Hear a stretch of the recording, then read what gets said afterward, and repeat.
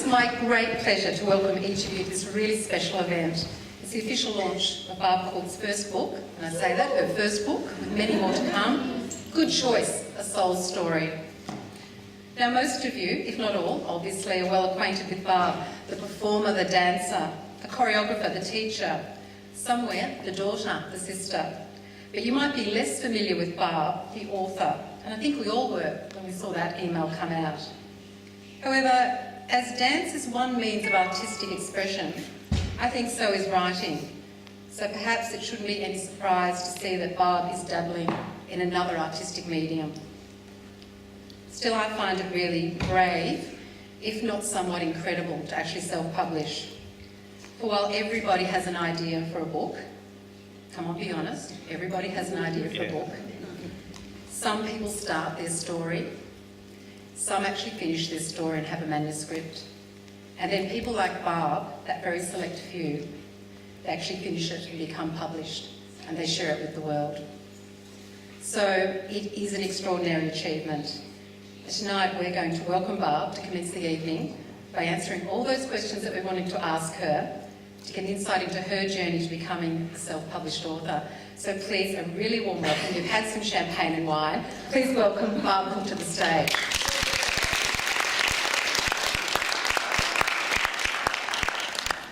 Now, Barb, we all had questions. I'm going to start by saying that the famous psychiatrist Viktor Frankl posited that the main search of mankind is probably not pleasure and happiness, but the search for meaning. And in many ways, when we write, we're searching for meaning. So I'm wanting to know, when you wrote your book, was it a search for meaning? Do you actually resonate with this? Absolutely, yeah. This book came about because about 20 years ago, I had a major upheaval in my life. And after that happened, I remember just asking myself, well, what was I meant to learn from that? And I usually find that things are a mirror for me, and I'm just seeking how can I make sense of that. And it seemed that once I asked that question, I was all of a sudden waking up in the middle of the night starting to write, and having to stop vacuuming the floor during the day, have to write the stuff down. And it was like a parable had popped into my head. And the parable just helped me make sense of the patterns that had happened, I felt. I just put that away in the wardrobe, really. I just tucked it away and thought, that felt good, yes, that was really helpful, put it away. 20 years later, I had another upheaval in my life earlier this year, and it just seemed to me that I had seen some of those patterns in my own story in other people reflected out in the world as a mirror to me again. I got the manuscript down from the wardrobe and I read through it, and it seemed that it was all there. So that was what prompted me to publish. Okay, so you had 20 years to think about it. It's still a really courageous decision. You must have looked at that manuscript and thought, will I share it with the world? So I really want to know how you feel that it's out there. You can't take it back. How do you feel about being out there? And it's really a part of you. So how do you feel about that now? Yeah. I suppose I've gone through all sorts of things. As soon as I decided, yeah, I felt clear, yes, I'm going to do that. And then all the doubts came up. And I've gone through fear, I've gone through self-doubt, I've gone through, yes, that's okay, back to fear, I've gone through all sorts of things. But where I'm at now is a feeling of just being okay with it all, and that's me, I've put it out there, and I just feel quite neutral about it. But I'm also heartened by the fact that people are starting to read it now, and that they're resonating with certain parts in it, so that comes back to me, and it's just beautiful. Thank you. So that people are saying it resonates in different ways, and perhaps that's part of their journey that they're on. I suppose for you, though, you might have a wish about what you would like people to take away from that book. Do you have anything particular that you would hope for? I initially thought, gosh, I'd like them to get that main thing for me, the main issue. There's a lot of things in the book, there's a lot of aspects to explore. I thought maybe if they could all get that feeling that I've stuffed down my emotions like as if it was in a suitcase and carried that around. Or maybe they could really resonate with that feeling that as a child I adopted certain behaviours, and that sort of became hardened into my ego, and almost like I wore it like an armour, and that in later life to learn how to surrender that brought me great freedom. Maybe if they could find that out. But what I'm finding is that people are reading it and they're just resonating with different bits, and someone say, oh, those two poems in the middle, or oh, that kindly old lady, Mrs. Mills. And so I guess I found it quite, I want to give this quote, Rumi, the poet. I found this quote recently, and it says, don't be satisfied with stories, how things have gone with others. Unfold your own myth. So I guess I want them to be great, and I think it's awesome that it's happening, that they're going into the book and things are resonating for them, and it's making them think about their own lives. Okay, I think I know the answer to this question, but I didn't ask anyway. So if I was going on Amazon and I wanted to look for Barb Cook's book, what genre would it be, do you think? It would definitely be self-help. Certainly helped me anyway. And it would be personal growth and spiritual growth as well. Okay. All right, proliferation is huge amounts of self-help book, now that you said that. So how would I find Barb Cook's distinct from everything else when I go through those volumes? Well, I guess a lot of those volumes are written by experts, and they've got a PhD, and they've got a string of letters after their name, and they've done studies and they've collected data, and they're able to make theories about what they've found and make assumptions. But I'm no PhD, I have no string of letters after my name. I'm just a regular person like everybody else. But somehow in my life I've been able to fully engage with my life and have found that that opens up certain insights to myself. So number one, it's just a regular person. And number two, it's not instructional at all. A lot of the books I read are sort of telling me something or telling me to learn something about myself, which is wonderful. But mine's not that at all. Mine's just, here's my story. That's it. And you might share it as well. That's sort of what you're saying. Okay. It's in 3 parts for those people who have read it. Can you go to describe us a little bit about, set us up for the next 2 parts by talking about the first part of the book? Yeah, okay. So, part 1, a soul goes into a waiting room. It sounds like the beginning of a joke, doesn't it? But the soul, who is a disembodied body, so it's a fictional story, you understand, goes into this waiting room, and there's 2 consultants, a lovely couple, Joe and Lee, and they're going to help the soul choose all the things about its life. It's going to place it in the exact placement it needs to learn the lessons it needs to evolve in that lifetime. And this sort of became a metaphor for me, and part of the insights in the book are based on my life and parts on other lives I've seen or even imagined. And it seemed to me in my life that the experiences I go through always, they're perfect for me, good, bad or whatever. Oh gosh, I needed that exact thing at that time. It's almost like I chose it. So that's why the metaphor was imagining these people helping me choose where I'm going to end up. Now, you know, I don't really think there's people up there. No, I'm not sure about that. Now, title's really interesting. This is great. I'm sure it's a really challenging question for you.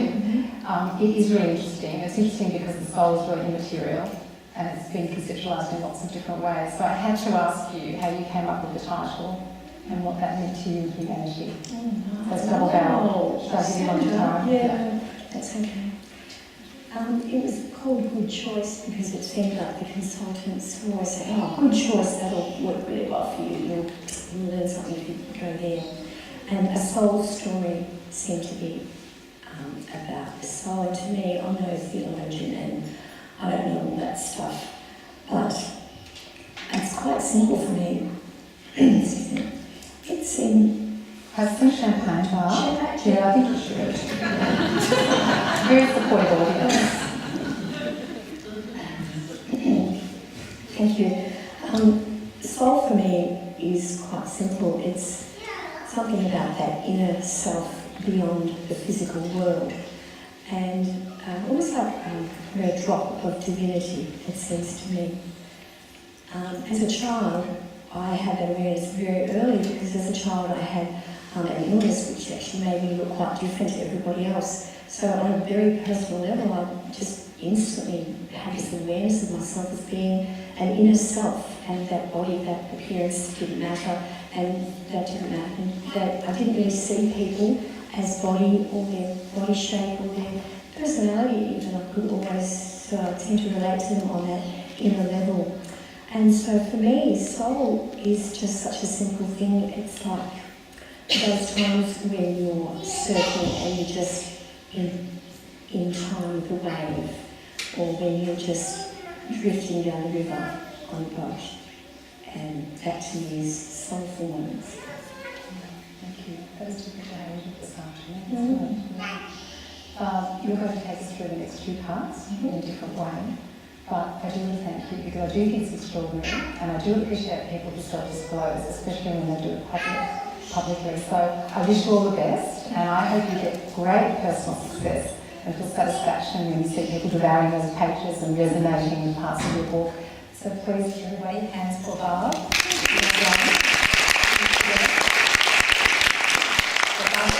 The second part, thanks Barb.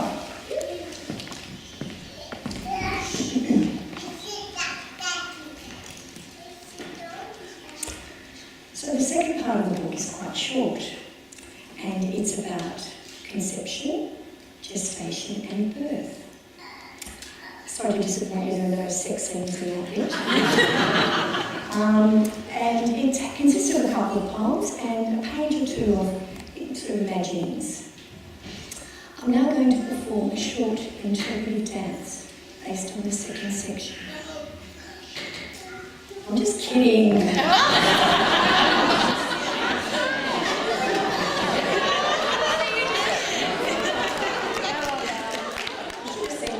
They're squirming. I'm just not going to do the interpretive. So we're up to part 3 now. Part 3 is written in a child's voice because the soul is now a very young girl. She doesn't have a name as such, and she's just called the little one. She goes into a magical corner shop. What follows is a long and heartwarming consultation with a mystical character called Mrs. Mills. She takes her through what her journey will be and also helps her choose protective behaviours that are going to get her safely through childhood. At the very end of the book, there's a chapter called The Gift. Let us give you a taste of part 3. Mummy and me used to walk up the shop those fine days. Mummy said I could play outside in the climbing frame while she was in the supermarket. I loved to watch everyone's upside down legs walking past as I hung by my knees. After a while I got sick of being upside down, so I sat on the top row with my legs hanging through the bars and looked at the shop in the corner. It was that dusty old shop that had been closed down for as long as Mummy could remember. She said it looked so old-fashioned because it had been there forever, and the new shopping square had been built around it. She didn't know why they didn't pull it down and build something else. I once asked Mummy if our house could have little rows of square windows like that shop, but she said no because they'd be a nightmare to clean. I think she must be right. You couldn't even see the windows because they were so covered in dirt and cobwebs. Most of the time we didn't even notice the old shop because it was grey and empty and run down. But today it looked different. Maybe it was because the sun was shining on it, but it looked like someone had washed it down. It looked as if the windows had been cleaned and you might even be able to see inside. I wandered over to have a look. I put my hands around my face right up close to the windows. And yes, I could see inside. I walked over to the heavy old front door, gave it a push and went in. It was very still and quiet. Just then I heard a lady humming a little tune in the back room behind the counter. After a while, she called out like a song, "I'll be with you in a minute, little one." She came out with an armful of big jars of lollies and plonked them on the counter. She was very round and very round, and her chest looked like soft pillows. She had a little flowery dress that came down past her knees. "Well now, little one, it's good to meet you. I'm Mrs. Mills." She knelt right down on her rickety old knees and shook my hand. There was a warm, tingling feeling as she held my hand. maybe you could help me up now, and we'll see what I can do for you. I took her elbow as she got up on one knee, and then she leaned on me quite heavily as she walked up to stand. And what a fine little one you've turned out to be, Mrs. Mills said in her kind voice. So, you've come to make some choices. Yes, I replied.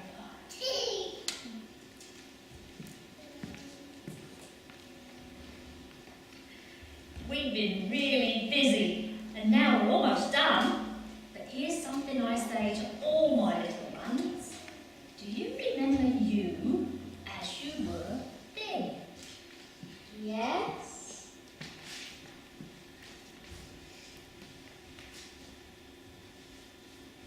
What's this book called, Mrs. Mills? It's called The Gift. That special thing you find that keeps you connected to you as you were then. Some people call it your passion. So, we have a whole range of passions for you to choose from that will remind you of your essence, thereby lessening the amount of protective behaviours you need to adopt. That's why we call it The Gift. See, there's more than one way to skin a cat. If you find your gift early, you keep flowing deep down. You keep connected to your source, the real you. Even though the PBs are in place on the outside, that's the protective behaviours, you remember? It's also easier for you to remember what the flow feels like for when it's time for you to surrender. So, the gift maintains the equilibrium in another way.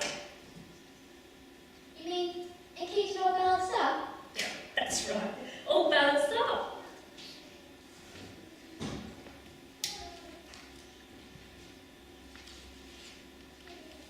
Oh!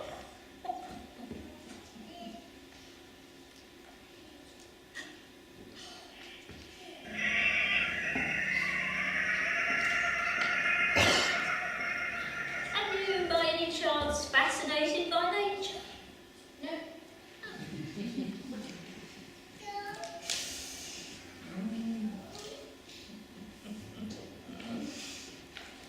Oh.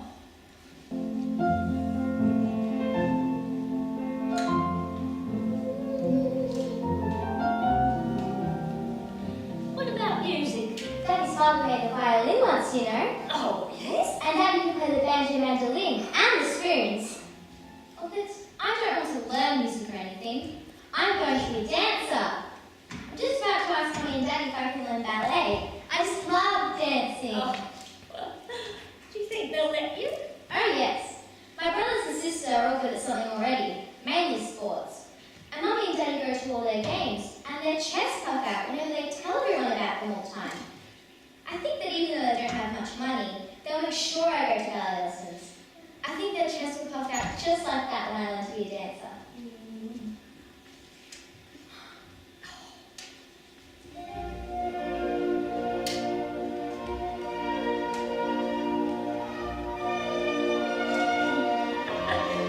Is there anything else? Oh, yes. Do you know what I love?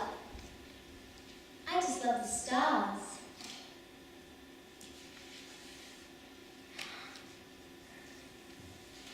On summer nights, when it's too hot to sleep inside, we lie out on the front lawn in the dark under a mozzie net and look up at the stars for ages.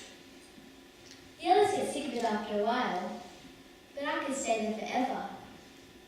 Some nights, I can even see the moon through the crack of my bedroom curtains. The moon's my friend, you know. Oh, what a lovely friend to have. And you know what else? I love making things. All kinds of things. So does Mummy, and so does Daddy. He and his dad made a railboat one time. Oh, wow. Mummy lets me use some of her material, and I make clothes for my dollies. I like the sparkly material the best. When I get bigger, Mummy's going to teach me how to use the sewing machine and make my own clothes. Oh, and I love to draw and paint as well. My friend's mum has this huge roll of white paper, and you can paint the whole world on that paper if you like. I'm never going to stop making things, even when I'm bigger. I can make up a whole story about princesses and castles with just some rocks and shiny paper.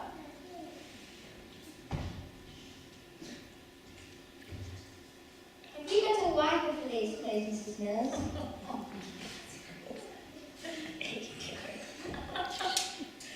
Oh dear. Creativity alive and well, generations back. Vibrant life force, very little chance of depletion or smothering. Body connection enhanced through dance. Parental support for gifts, strong.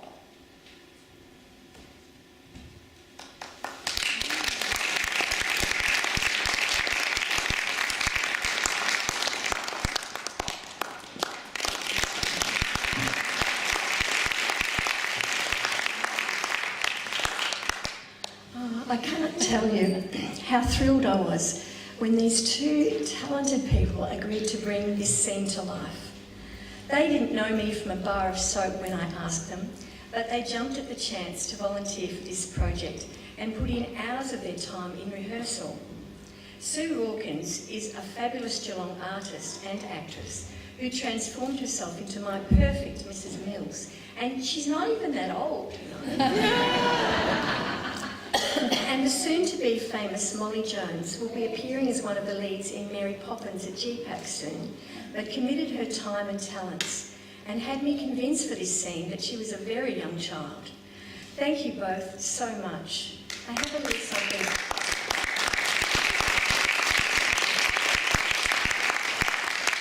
Theatre director and producer Zena Carmen brought her skills to not only this vignette, but a wonderful awareness of how the whole night should flow. I've learned so much about how intricate and involved it is to direct theatre. Thank you so much, Zena.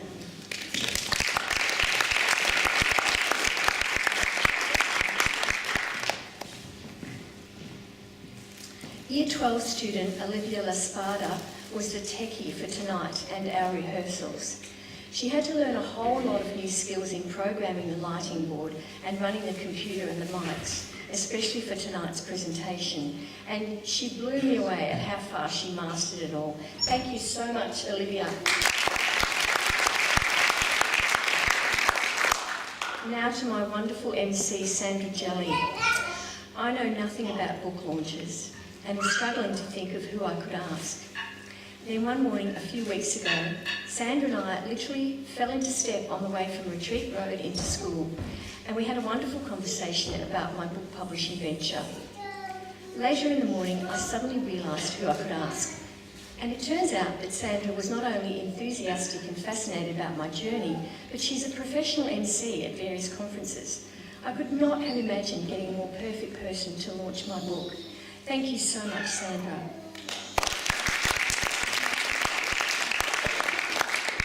I'm most grateful to school principal Anna Negro, who kindly supported me by allowing us to use this beautiful venue. I'd love to spend a minute to thank a number of other people. Firstly, I know this is going to sound a bit like a 21st speech, but thanks, Mum and Dad, for having me and for being wonderful parents. You were such a good choice. My dad is no longer with us, but my mum is here tonight, and I hope you'll all sit and have a chat with her. She'll be the one with her chest puffed out. To my two beautiful children, Sean and Cherie, the joy of my life, and you've taught me many lessons. Thank you to the 5 or so early readers of my book during the editing process, who gave me encouragement, heartfelt responses, and they showed me my blind spots. It means so much to me that my family, friends and colleagues came along and supported me tonight, so thank you all. Lastly, I'm so grateful to my colleague and friend Jackie, who is now going to show you some tips in case you'd like to spread the word about my book.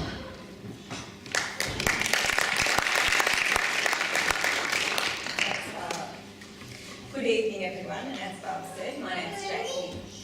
When Barb first told me that she was publishing her book, I was extremely excited for her. So tonight, I'm here to give you some information about how you can buy or promote Barb's book. It's available worldwide online through 3 different websites: Balboa Press, Amazon, Barnes & Noble, and you can also review Barb's book on the website Goodreads. Locally, Good Choice can be purchased from Pattern Books in Newtown. Many of us who have read the book have been deeply touched on many levels. We have found that it has promoted us to reflect on some of the aspects of our own lives and stories. If you read Barb's book and you end up feeling the way that many others do, there are some things you can do to help get the word out. We have some flyers tonight too, if you'd like to collect before you go. Our research shows us that the most effective way for us to spread the word about a book is for readers to write reviews on relevant websites. It doesn't really matter if the review is good, bad or indifferent, but apparently when a book is receiving a lot of reviews, it registers that there's lots of interest in this book. The other thing that's really effective is when people share their interests on social media. To support this, Barb has set up her own website and she has 4 different social media platforms to make it easier for readers not only to find her book, but people who have enjoyed the book can continue following her journey. I'm going to quickly go through with you, if you allow me, some ways you can review Good Choice online if you feel inclined to do so. And we'll also have a look at Barb's fantastic website that she's set up. So this is Balboa, and you would just search for Barb or Good Choice. It has the price, and you can also choose to share that on social media platforms that you already have. So once you click on share, you can link it to your Pinterest, Facebook or Twitter. You can also choose to do a customer review and make sure you submit that at the end. Another great website is Amazon. Again, search in a similar way. Down the bottom, you can write a customer review, making sure that you always submit at the end. This is Goodreads, so you can put it on your bookshelf because you want to read it in the future. Once you read it, you can go back and write a review. So we'll go to the review page now. So writing your review, and then making sure you save. We'll have a look now at barbaracookauthor.com. So this is fantastic to navigate. She's done a fabulous job. We'll go to her blog page, and if you click on the blog page, you can sign up, and it doesn't cost anything. You can receive this via email, and you can follow the journey from the idea stage that Sandra was talking about to the book that we can all see here tonight. You can link to her Instagram account, so up in this top section here. So that was Instagram, Pinterest, and we can also go to her fantastic YouTube page. We're going to click to that now. You can like a video, and you can also choose to share it, again on your social media platforms that you would already have existing. Back to her website. Please remember barbaracookauthor.com, fantastic website. You can Instagram a photo of you at the opening tonight as well. So finally, to purchase a copy of Good Choice, you can do that here tonight, and Barb can sign that for you if you like. Barb has invited you all to stay for dinners and drinks, so I hope that you do stay and enjoy her special night with her. Congratulations, Barb.